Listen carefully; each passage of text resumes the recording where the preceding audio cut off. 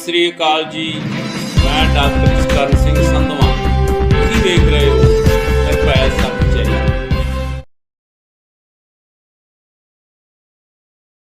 ਪੰਜਾਬ ਦੇ ਸਿਰ ਜਿੰਨੀ ਕਰਜ਼ੇ ਦੀ ਪੰਡ ਹੈ, ਉਸ ਕਰਜ਼ੇ ਦੀ ਪੰਡ ਨੂੰ ਹੌਲੀ ਹੌਲੀ ਇਮਾਨਦਾਰ ਰਾਜਨੀਤੀ ਦੇ ਨਾਲ, ਚੰਗੀ ਗੁੱਡ ਗਵਰਨੈਂਸ ਦੇ ਨਾਲ, ਭ੍ਰਿਸ਼ਟਾਚਾਰ ਨੂੰ ਖਤਮ ਕਰਕੇ ਉਸ ਪੰਡ ਨੂੰ ਹੌਲੀ ਹੌਲੀ ਹਲਕਾ ਵੀ ਕਰਨ ਲੱਗੇ ਹੋਏ ਆ।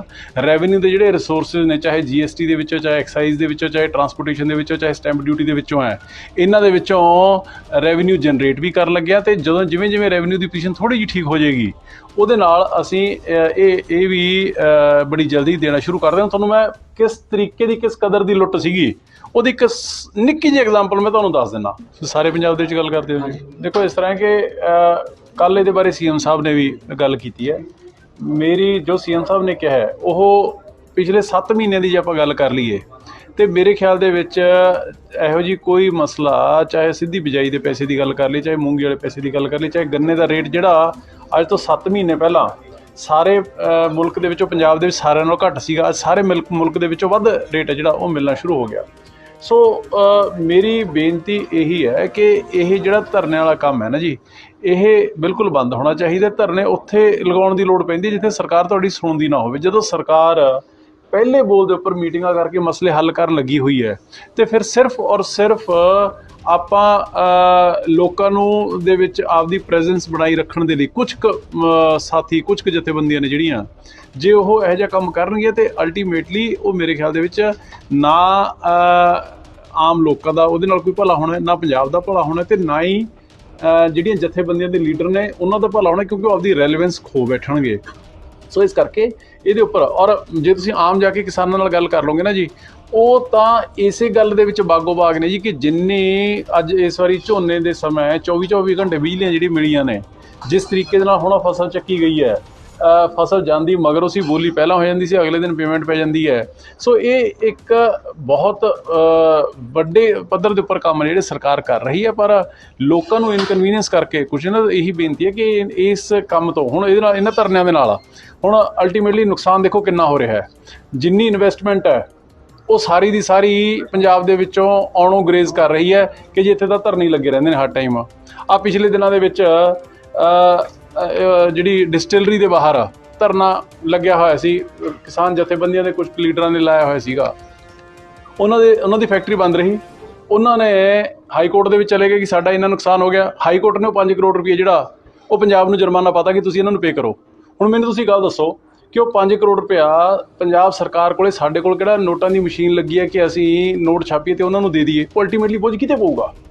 ਉਹ ਆਮ ਉਹਨਾਂ ਲੋਕਾਂ ਦੇ ਉੱਪਰ ਪਊਗਾ ਜਿਹੜੇ ਕੋਈ ਚਾਹੇ ਟਰੈਕਟਰ ਦੇ ਉੱਪਰ ਡਰਾਈਵਰੀ ਕਰਦਾ, ਚਾਹੇ ਕੋਈ ਕਿਤੇ ਵਿਚਾਰਾ ਸੇਲਜ਼ਮੈਨ ਹੀ ਕਰ ਰਿਹਾ, ਜਿਹੜੇ ਆਪਦੀ 10, 15, 12 ਹਜ਼ਾਰ ਦੀ ਕਮਾਈ ਦੇ ਨਾਲ ਜਿਹੜੇ ਟੁੱਥਪੇਸਟ ਜੇ ਖਰੀਦਦੇ ਨੇ, ਜੇ ਬਰੱਸ਼ ਖਰੀਦਦੇ ਨੇ, ਅਤੇ ਉਹਦੇ ਉੱਪਰ ਵੀ ਟੈਕਸ ਦਿੰਦੇ ਨੇ, ਇਹ ਬੋਝ ਉਹਨਾਂ ਦੇ ਉੱਪਰ ਪਊਗਾ। ਸੋ ਮੇਰੇ ਹੱਥ ਬੰਨ੍ਹ ਕੇ ਬੇਨਤੀ ਸਾਰੀਆਂ ਜਥੇਬੰਦੀਆਂ ਦੇ ਲੀਡਰ ਸਾਹਿਬਾਨਾਂ ਨੂੰ ਇਹ ਹੈ ਕਿ ਜਿੱਥੇ ਸਰਕਾਰ ਦੀ ਨੀਅਤ ਦੇ ਵਿੱਚ ਉਹਨਾਂ ਨੂੰ ਕਮੀ ਲੱਗਦੀ ਹੈ, ਸਾਨੂੰ 100 ਵਾਰੀ ਆ ਕੇ ਮਿਲੋ। ਨਹੀਂ ਅਸੀਂ ਕਰਦੇ ਹੈਗੇ, ਸਾਡੇ ਘਰਾਂ ਮੂਹਰੇ ਧਰਨੇ ਵੀ ਲਾਓ, ਪਰ ਲੋਕਾਂ ਨੂੰ ਤੰਗ ਪਰੇਸ਼ਾਨ ਕਰਕੇ ਪੰਜਾਬ ਦਾ ਭਲਾ ਨਹੀਂ ਹੋ ਸਕਦਾ। ਜਗਜੀਤ ਗੱਲੇਵਾਲ ਕਹਿੰਦੇ ਨੇ ਵੀ ਇਹ ਤਾਂ ਭਗਵੰਤ ਮਾਨ ਸਿਰਫ PM ਵਾਲੇ ਰਾਹ ਤੇ ਚੱਲ ਰਹੇ ਨੇ, ਵੀ ਕੋਈ ਗੱਲ ਸੁਣਨ ਨੂੰ ਤਿਆਰ ਨਹੀਂ। ਕਿਵੇਂ ਨਹੀਂ ਗੱਲ ਸੁਣਨ ਨੂੰ ਤਿਆਰ ਜੀ? ਡੱਲੇਵਾਲ ਸੁਣੋ, ਜਿੰਨੇ ਪੰਜਾਬ ਦੇ ਕਿਸਾਨ ਤਕਰੀਬਨ ਸਾਲ, 1.5 ਸਾਲ ਉੱਥੇ ਬੈਠੇ ਰਹੇ, PM ਸਾਹਿਬ ਨੇ ਉਹਨਾਂ ਨੂੰ ਇੱਕ ਮੀਟਿੰਗ ਵੀ ਨਹੀਂ ਦਿੱਤੀ ਹੈਗੀ। ਤੁਸੀਂ 7 ਮਹੀਨਿਆਂ ਦੇ ਵਿੱਚ ਭਗਵੰਤ ਮਾਨ ਜੀ ਨੇ ਉਹਨਾਂ ਨੂੰ ਕਿੰਨੀਆਂ ਮੀਟਿੰਗਾਂ ਦਿੱਤੀਆਂ ਅਤੇ ਕਿੰਨੀਆਂ ਸੁਣਵਾਈਆਂ ਹੋ ਗਈਆਂ।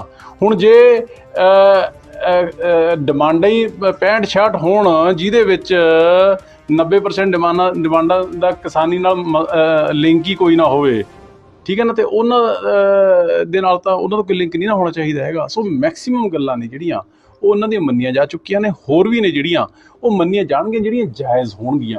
ਪਰ ਜੇ ਆਪਾਂ ਕਹੀਏ ਵੀ ਹਾਂ ਅਸੀਂ ਪੰਜਾਬ ਦੇ ਲੋਕਾਂ ਦੀ ਅਤੇ ਸਰਕਾਰ ਦੀ ਬਾਂਹ ਮਰੋੜ ਕੇ ਧਰਨੇ ਲਾ ਕੇ ਲੋਕਾਂ ਨੂੰ ਤੰਗ ਪਰੇਸ਼ਾਨ ਕਰਕੇ ਅਸੀਂ ਆਪਦੀਆਂ ਕੋਈ ਨਜਾਇਜ਼ ਗਲਤ ਗੱਲਾਂ ਵੀ ਮਨਾ ਲਾਂਗੇ, ਉਹ ਤਾਂ ਨਹੀਂ ਹੋਣਾ ਹੈਗਾ। ਜਾਇਜ਼ ਹੈ ਜੀ, ਇਹ ਤਾਂ ਹੁਣ ਉਹਨਾਂ ਤੋਂ ਪੁੱਛੋ ਜੀ। ਸਾਡਾ ਤਾਂ ਨਹੀਂ, ਦੇਖੋ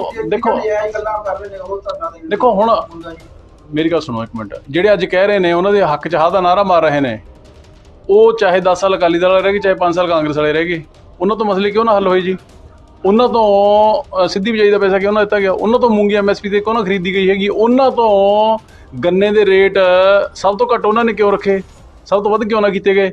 ਉਦੋਂ ਡੱਕਾ ਤੋੜਿਆ ਨਹੀਂ ਹੈਗਾ ਉਹਨਾਂ ਨੇ, ਤੇ ਹੁਣ ਅੱਗ 'ਚ ਤੇਲ ਪਾਉਣ ਵਾਲਾ ਕੰਮ ਕਰ ਰਹੇ ਨੇ। ਸੋ ਇਹੋ ਜਿਹੀਆਂ ਗੱਲਾਂ ਤਾਂ ਉਹਨਾਂ ਨੂੰ ਵੀ ਗਰੇਜ ਕਰਨਾ ਚਾਹੀਦਾ। ਬੜੀ ਜਲਦੀ ਉਹ ਵੀ ਹੋ ਜਾਊਗਾ ਜੀ। ਪੰਜਾਬ ਦੇ ਸਿਰ ਜਿੰਨੀ ਕਰਜ਼ੇ ਦੀ ਪੰਡ ਹੈ, ਉਸ ਕਰਜ਼ੇ ਦੀ ਪੰਡ ਨੂੰ ਹੌਲੀ ਹੌਲੀ ਇਮਾਨਦਾਰ ਰਾਜਨੀਤੀ ਦੇ ਨਾਲ, ਚੰਗੀ ਗੁੱਡ ਗਵਰਨੈਂਸ ਦੇ ਨਾਲ, ਭ੍ਰਿਸ਼ਟਾਚਾਰ ਨੂੰ ਖਤਮ ਕਰਕੇ ਉਸ ਪੰਡ ਨੂੰ ਹੌਲੀ ਹੌਲੀ ਹਲਕਾ ਵੀ ਕਰਨ ਲੱਗੇ ਹੋਏ ਆ।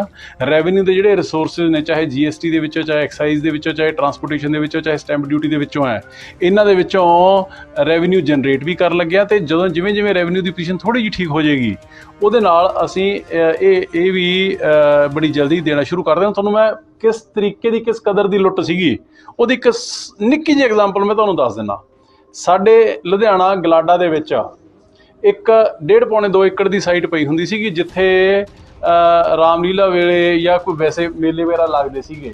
ਉਹ ਜਦੋਂ 15 ਦਿਨ ਚੱਲਦਾ ਸੀਗਾ ਰਾਮਲੀਲਾ ਦੇ ਤਿਉਹਾਰਾਂ ਦੇ ਦਿਨਾਂ ਦੇ ਵਿੱਚ, ਹੁਣ ਤੱਕ ਮੈਕਸੀਮਮ ਉਹਦਾ ਕਿਰਾਇਆ ਜਿਹੜਾ ਗਲਾਡਾ ਨੂੰ ਨੇ ਰਿਕਵਰ ਕੀਤਾ ਪਿਛਲੇ ਸਾਲਾਂ ਦੇ ਵਿੱਚ, ਪਿਛਲੇ ਸਾਲ ਉਹ 15,100 ਰੁਪਏ ਸੀਗਾ। ਤੇ ਇਸ ਸਾਲ ਇੱਕ ਇਮਾਨਦਾਰ ਸਰਕਾਰ ਆਈ ਤੇ ਉਸੇ ਥਾਂ ਦਾ ਕਿਰਾਇਆ ਅਸੀਂ 4,71,000 ਰੁਪਇਆ ਹਰ ਰੋਜ਼ ਦਾ ਲਿਆ। 15 ਦਿਨਾਂ ਦੇ ਵਿੱਚ ਪਿਛਲੀ ਸਰਕਾਰ ਨਾਲੋਂ 68 ਲੱਖ ਰੁਪਏ, 68.5 ਲੱਖ ਰੁਪਇਆ ਗਲਾਡਾ ਕੋਲੇ ਵੱਧ ਆ ਗਏ। ਸੋ ਮੇਰੇ ਕਹਿਣ ਦਾ ਮਤਲਬ ਇਹ ਹੈ ਕਿ ਸਹੀ ਮਾਇਨੇ ਦੇ ਵਿੱਚ ਤਾਂ ਜਿਹੜੇ ਪਾਸੇ ਨਿਗਾਹ ਨਾ ਮਾਰੀ ਉੱਥੇ ਹੋਈ ਭਲਾ। ਮਹਾਲੀ ਦੀ ਗੱਲ ਦੁਬਾਰਾ ਕਰ ਲਈਏ ਸਰ। ਮਹਾਲੀ ਦੇ ਵਿੱਚ ਸਫਾਈ ਦੀ ਬੜੀ ਵੱਡੀ ਸਮੱਸਿਆ ਹੈ। ਗਮਾਡਾ ਤੇ ਨਗਰ ਨਿਗਮ ਦਾ ਕੰਫਲਿਕਟ ਆਫ ਇੰਟਰਸਟ ਹਮੇਸ਼ਾ ਚੱਲਦਾ ਰਹਿੰਦਾ।